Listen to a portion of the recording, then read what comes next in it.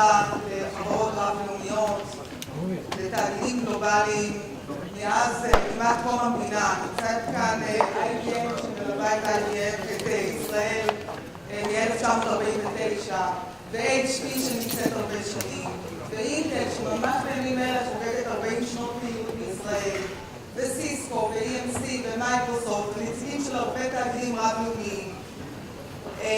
והם לא נמצאים פה רק כדי לעשות כמו, ורק כדי לייצר, ורק כדי למכור, אלא הם גם מקיימים בישראל מערכי שיתוף פעולה מרשימים ביותר, שלא כולם מודעים להם ולעוצמת החשיבות שלהם בהנעת החדשנות הלאומית שלנו. אז אני רוצה, זה הנושא בדיוק שיעסוק בו הפאנל, שחדשנות מקומית פוגשת עוצמה גלובלית, שזה סימן האירוע היום. אני רוצה להזמין את מנחה הפאנל, יזהר שי. יזהר הוא, אם יש מישהו שלא מכיר, אז יזהר הוא יזם ומשקיע הון סיכון. הוא שותף בקרן הון סיכון קיינון פרטנרס ומנהל את הפעילות שלה פה בישראל.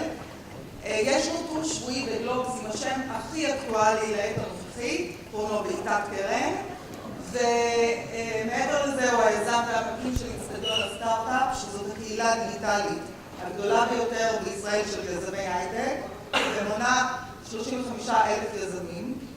היום אחר צהריים ב-3:30 יתקיים אירוע מאוד מיוחד בבניין 34 בחדר 2 של אצטדיון הסטארט-אפ. וחוץ מזה, רק שתדעו שכמה שהאולם הזה מלא, אז יש פי 2 אנשים שצופים בפאנלים שלנו בבניין 34. כל הפאנלים מועברים בשידור ישיר. אז יזהר, הבמה שלך.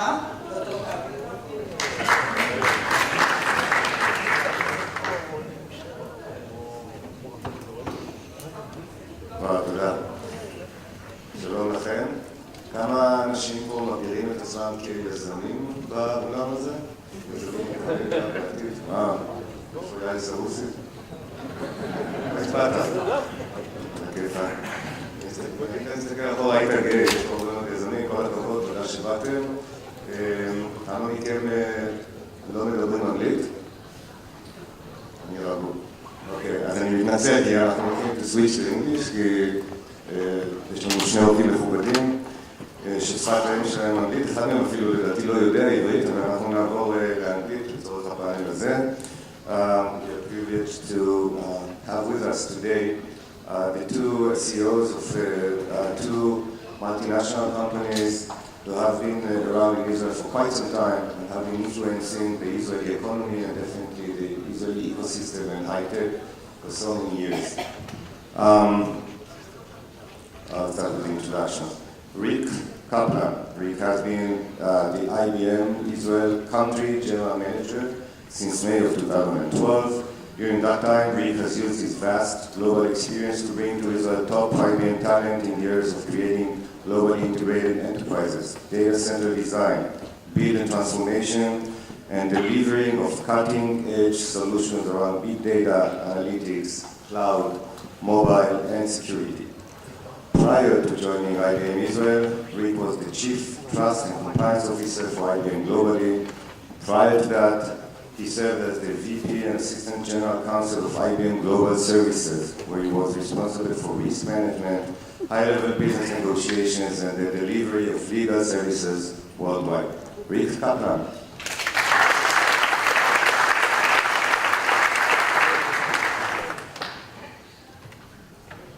Hello, Rick, welcome. And will be joining us David Lander. David Lander with HP.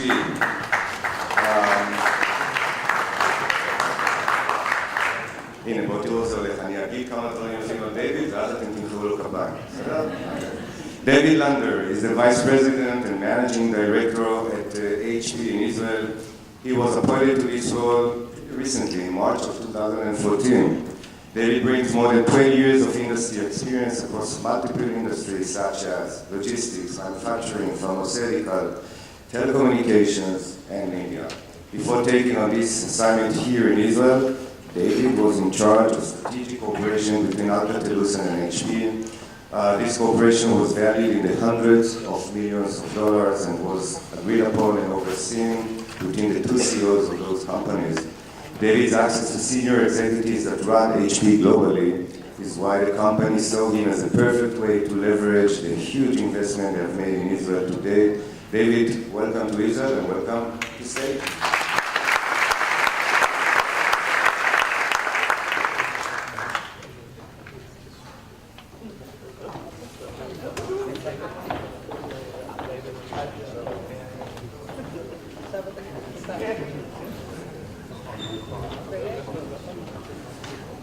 Gentlemen, a real pleasure having you here. So David, just to verify that I'm not mistaken, how is your Hebrew?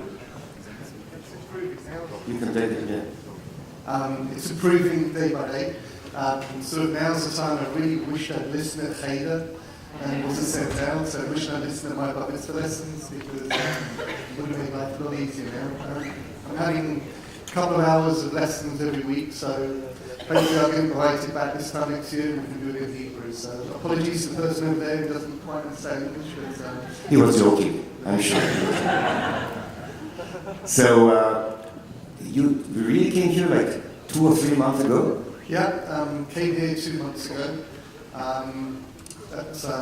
Really enjoyed it. A little bit about myself, been at HP for 23 years. Straight from university, so it's great to be in this university environment today. Part of the graduate training scheme.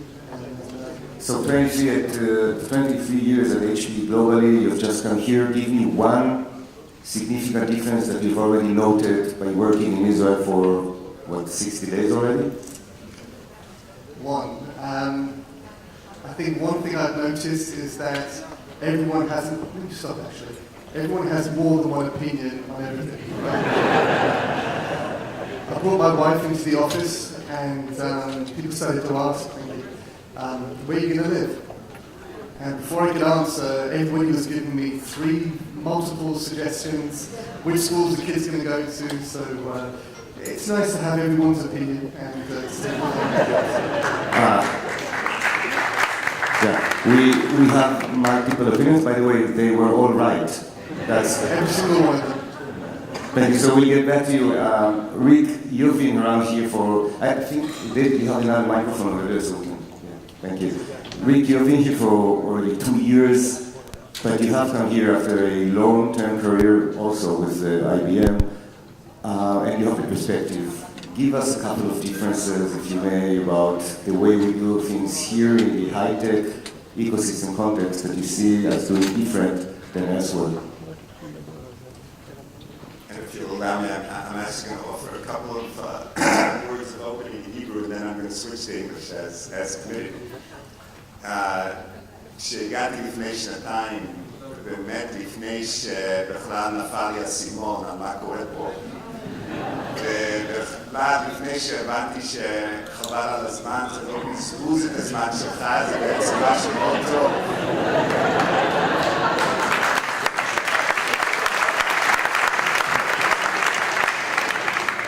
וגם בשיחה הראשונה שלי, בישיבה הראשונה, כל מילה שנייה היה למנף. חזרתי הביתה, שאלתי את אשתי, מה זה בכלל? היא ישראלית, אבל לפני כמה שנים, מה זה למנף? נשאלנו והסכמנו, זה משהו בקשר למנוף בסוף. אבל אני רוצה להגיד דבר, הייתי פה אולי חודשיים, והצוות שלי אמרו לי, אתה חייב לרדת דרומה, אתה חייב. אתה חייב ללכת לפגוש את רבקה ורוביק. יכול להיות, זה איכשהו מאותו שורש בעברית, נשמע ככה. אז פגשתי את רבקה, היה לנו שיחה על העתיד של האוניברסיטה, החזון שלה, ואיך היא רואה את העתיד בדרום.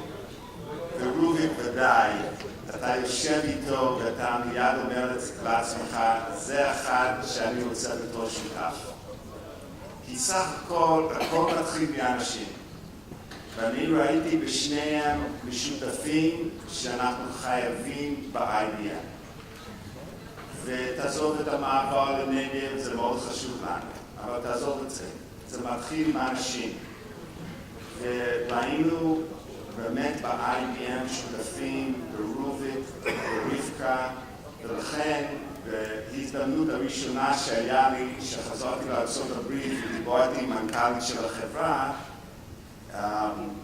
ג'יני רומנטי, ידידה מאוד טובה שלי במשך השנים, היא שאלה אותי, נו, מה מוצאים בישראל, איך אפשר לעזור?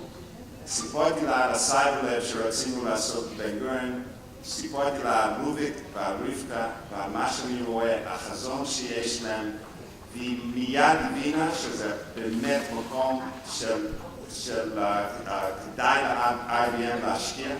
שאלתי מה אתה צריך? שמתי לה את הרשימה, והיא השאירה לי ורצנו קדימה. Okay, now I'm going to switch back to English.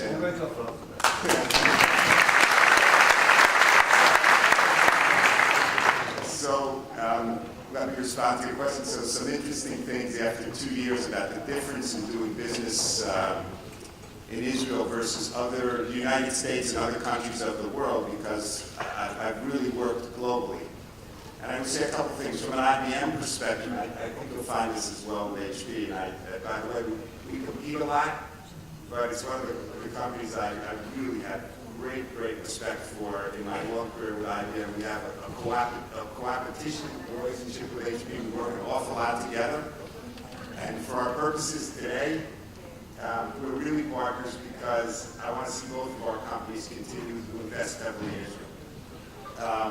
So what are some differences in, first let me say something about the similarities.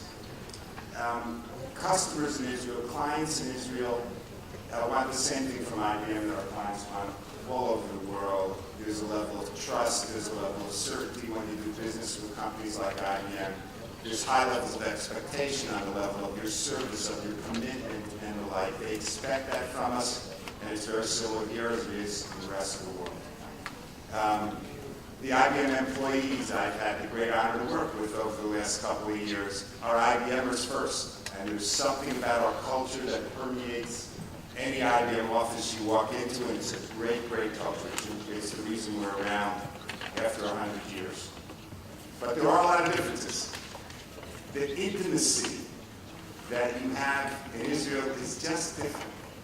Everything's open. Everything's on the table. At first I got a little frustrated with the issue of confidentiality, and, because you have a conversation in the morning in your office, and by the afternoon, you have the building go about your conversation. And to be fair, if I declared from the start that this is really a sensitive issue, it would remain confidential and sensitive. But if I didn't make that declaration, it was quite clear that the issue was going to be all over the place. You also find, they talk about 6 degrees of separation in the world. Israel's 1 degree of separation. There's no 6 degrees. I'm a golf fanatic, and I can play golf on Friday morning with someone, and by the time I get into the office on Sunday, 7 different people say, hey, I know you play golf on Friday morning, and so on and so forth. So those are things you have to get used to, that intimacy and the way the country operates. Thank you. By the way, nothing of this is going to come out of this hall, so you can feel free to share your opinions. David, HP has been the innovator of Silicon Valley. This is a company where many new technologies culminated. How does HP today promote technology, either globally or in Israel? So first of all, I just want to echo a couple of things that you said. By the way, they could both come in as politicians. Israeli politicians, I ask them something, they say, great question, and they answer whatever they like, but that's good. You are in Israel, you got used to the system. So please do say whatever you want. So,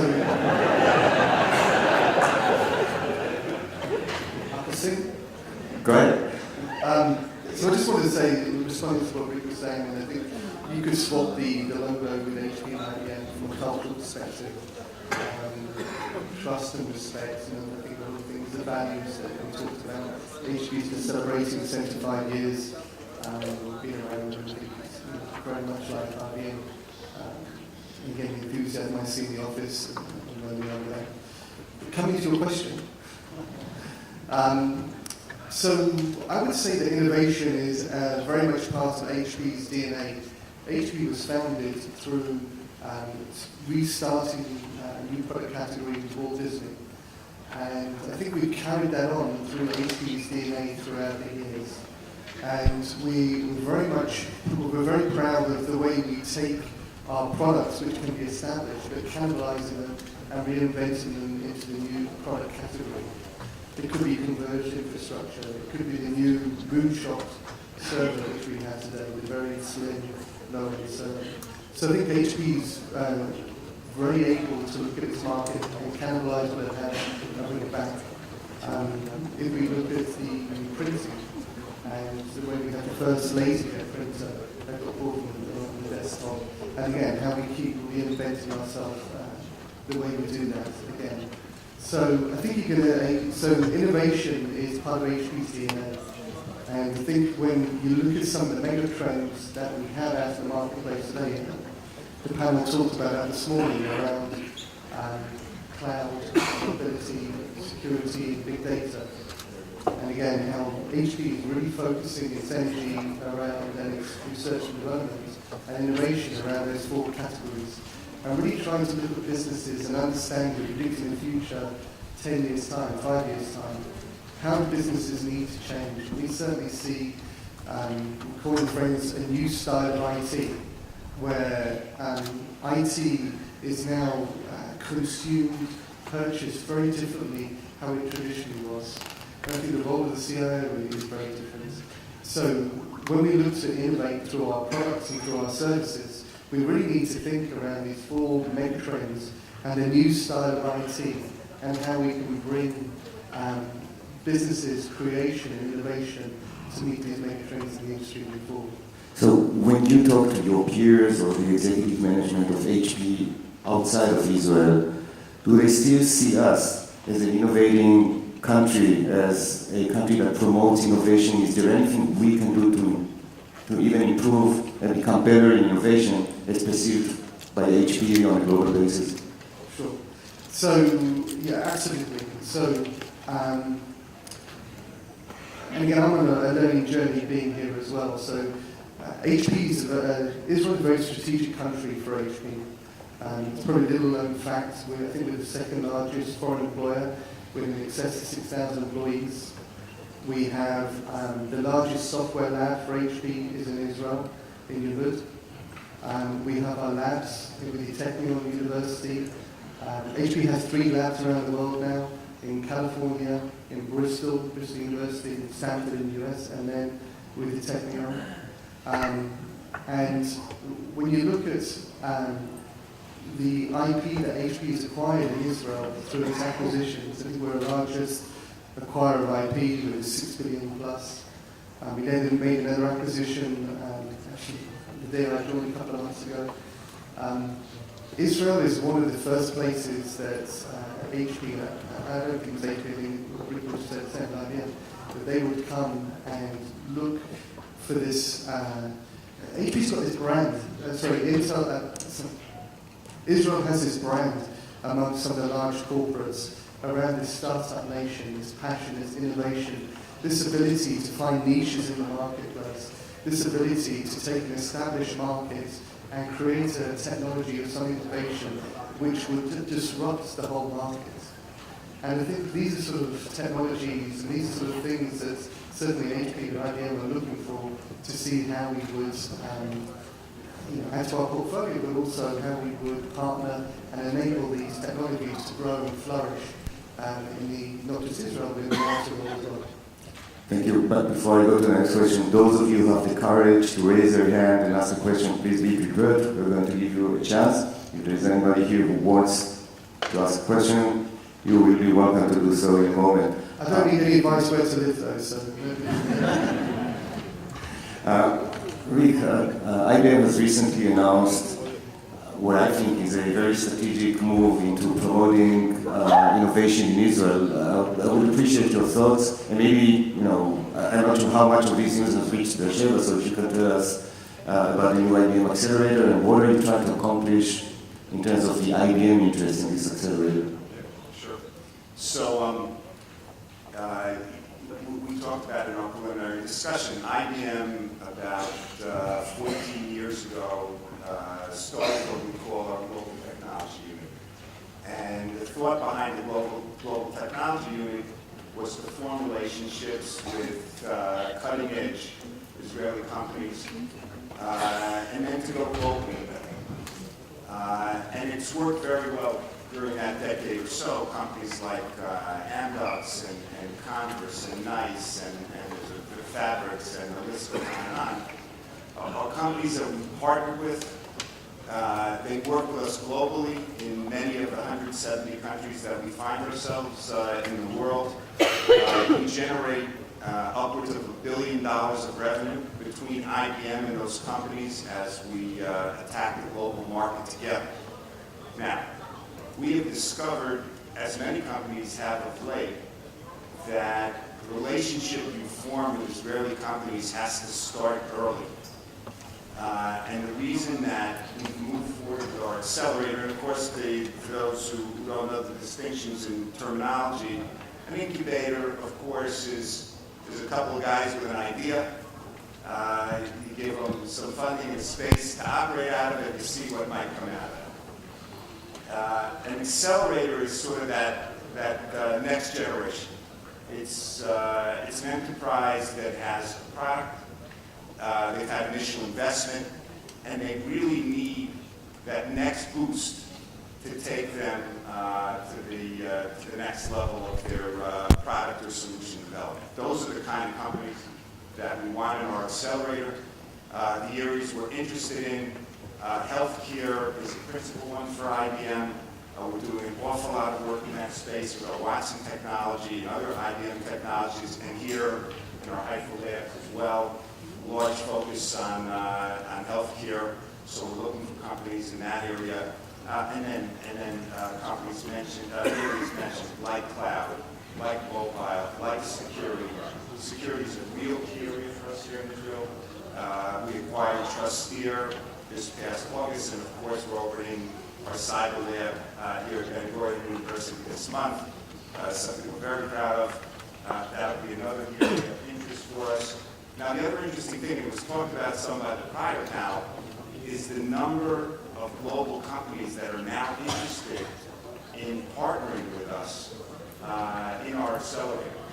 Bank of All is one of them. And 3M has already reached out to us, ABB from Europe, Coca-Cola. They all want to be a part of this. They like the beta sites for the technologies we'll develop in our accelerator. So, and of course, from our what's the IBM interest in this? Of course, we want these companies to become acquainted quickly with IBM technologies and think about using them in the core of their solutions. We'll assign mentors from IBM and generally from the Israeli business community to work with these companies.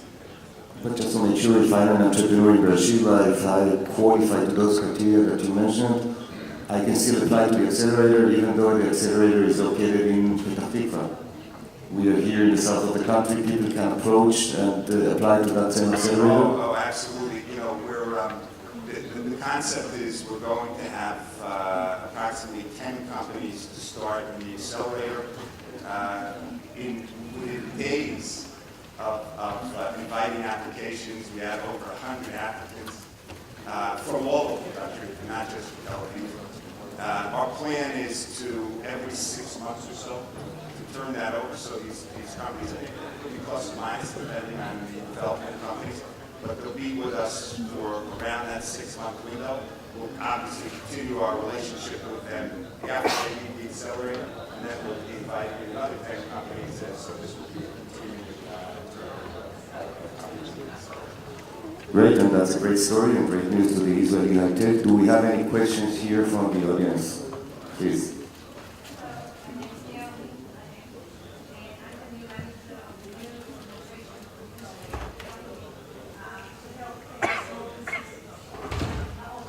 These are two small businesses who could use your help.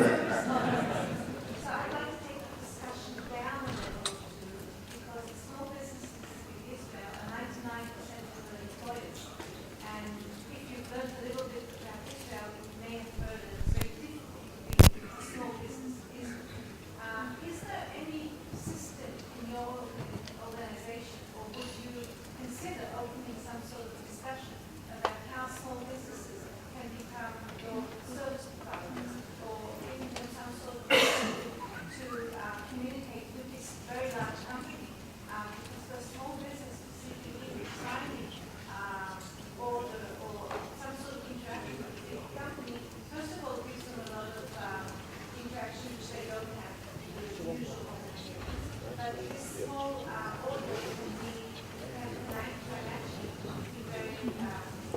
Nomi, I'll repeat your question briefly for those who couldn't hear you from behind you. Nomi from the Ministry of Economy, right? Ma'of. Doesn't sound like the Ministry of Economy to me. Oh, the new thing of the ministry. So you report to Naftali Bennett, basically? Okay. All right. No propaganda here, but nobody was asking what are the ways small businesses in Israel can cooperate with you, being large enterprises, you two being one or two of the largest employers in Israel, largest entities. Are you cooperating with small businesses? Yeah, I'll start. So when you have companies like HP and IBM, what invariably happens is an ecosystem of companies develop around us. So, for example, we're doing large transformational projects with some of the larger global companies here in Israel. And there's no way in the world we could execute against those projects without using small and medium businesses partners us here in Israel. You can't possibly have the number of expert individuals you're going to need, or the flexibility. So, you just can't afford as a large enterprise to hire up to the requirements of every project you enter into. So invariably what you do is you form an ecosystem of subcontractors that work with you to pursue opportunities. And invariably, there's small and medium businesses here in Israel. We're working with one now, for example, in the north. In Carmiel, we're going to be opening, we have opened a new center for application maintenance. It's a service area where we provide support to companies in maintaining their application environment. And we started to work with a small company in the north to get this operation started in partnership with them, with their employees. There'll be heavy use of Israeli Arabs, by the way, that the Knesset member talked about, the importance of doing that in the legal. So my bottom line answer is the form exists. It's a necessity for companies of our size to partner with small and medium businesses in Israel and everywhere. David? Yeah, let me just add to that. So I agree 100% with what Rick said. I think from an HP perspective, 60% of HP's revenue comes through our partners.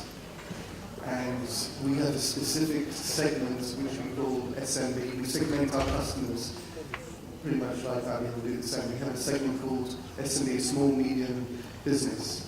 And we have a team that is focused, dedicated to work with the small companies, the entrepreneurial companies. And these customers are absolutely vital to us because, as we say, they're smaller, but they can grow. And clearly we want them to grow with HP as they grow. So we have a dedicated practice around small, medium-sized business in Israel. We have resources, we have channel partners and partners to, again, enable them to, which we train up. So they are, we talk about the ecosystem, they become the ecosystem as if, they were an HP, that we could reach out there. So what I would say is, what do you say there? I think there's a big focus from HP, certainly, into small medium business inside Israel. Great, thank you. Any other questions from the audience? Please. Hello. I heard a question to some weeks or a few years ago, you said item said sorry, I'm very excited, so excuse me for the published 5 new technologies for you, and one of them was that computers would be able to smell. Computers would be able to? Smell. Oh, to smell. Smell. What can you share with us about this? Computer smelling and, just in general, computers intelligence, you give the great example. Smell is on the horizon, by the way. But what would say to you is this, is that we are moving rapidly into the world of cognitive computing, where computers are starting to show the characteristics of reasoning, of thinking, of analyzing in ways similar to the human brain. And our solution in that area is something called Watson, that we've invested heavily in. Watson started by playing the game of Jeopardy in the United States. It's a trivia game, but a trivia game with real heavy subtleties into the nature of the answers. You almost have to reason like a human being to answer Jeopardy questions. We've since taken that technology into the medical area, working with leading cancer specialists at Sloan Kettering and similar institutions, the Cleveland Clinic, to advance treatments around cancer and getting to quicker solutions with the assistance of cognitive type computing. And just to get something close to your question, Watson could probably win MasterChef here in Israel. We've actually run some experiments, and what you find in human beings is even the great chefs can only combine knowingly 3 ingredients. As soon as you get to a 4th ingredient, without a lot of experiment, you'll have uncertainty about what the interaction will be with the first 3. Well, Watson doesn't have that problem, and we now have Chef Watson, who came up with some fascinating new recipes, and some of the great chefs of the world cooked Watson's recipes in great success. So Rick, you were in trouble because I saw some reports this year, and this is Israel, so today's afternoon's headlines in the papers will be something like Rick, Nekudotai. Watson is going to win on MasterChef or something along those lines. Be prepared. I don't think we have much more time, so let me ask the audience, how many of you entrepreneurs who raised your hands before will need to do some business with either HP or IBM? Some business means partnership, cooperation, distribution, or just selling your companies to HP or IBM. Please raise your hands. Wow. So you have some captive audience here. What I would ask you is to give us a couple of tips. Israeli entrepreneurs, your executives with multinational, big companies, innovative companies who have made a difference in the world of high tech and in general, give us a couple of tips as Israeli entrepreneurs. What is that we can improve upon? What is that you want us to do, entrepreneurs, in order to become interesting to your companies? Give us any advice because we are seeking your help. Okay, 2 months in the country, I'm going to give advice to... This is the Israeli way. You're already doing it. That's good. So the first bit of advice is, I would say, keep doing what you do. Because if you look at the branding that you have and the breakthrough technologies that we see that comes from Israeli companies, absolutely, I would say, continue what you're doing.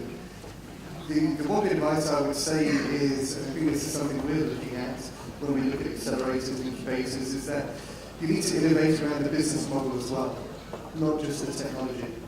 And this is something we're looking at about, okay, so do we open up an incubator, or do we do something different in Israel? So I think it's innovating around the business model, I would say, and continue looking for those niche platforms and be brave out there, because again, I'm meeting so many companies who are taking on known and proven technologies, known and proven areas. I want to redefine that landscape. So I guess those are 3 things that I would say. Those are great takeaways, and I will emphasize one of them. For those of us entrepreneurs, it's not only about technology. It's about the business value of that technology to partners, to customers, to investors, and so on. Think business, not only technology. Rick, please. Yeah, so I'll actually conclude with the thought I opened with about Ruvik and Rivka.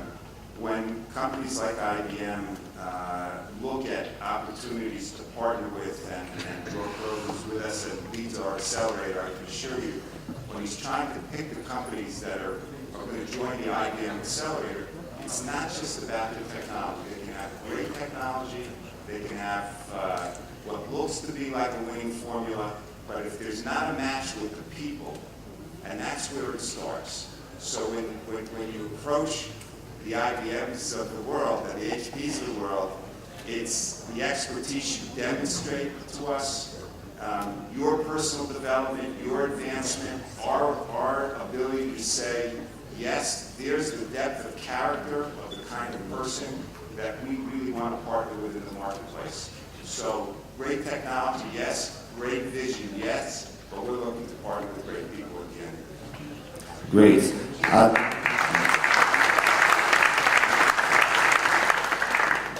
My English announcement will be followed by my Hebrew one, so please stay tuned.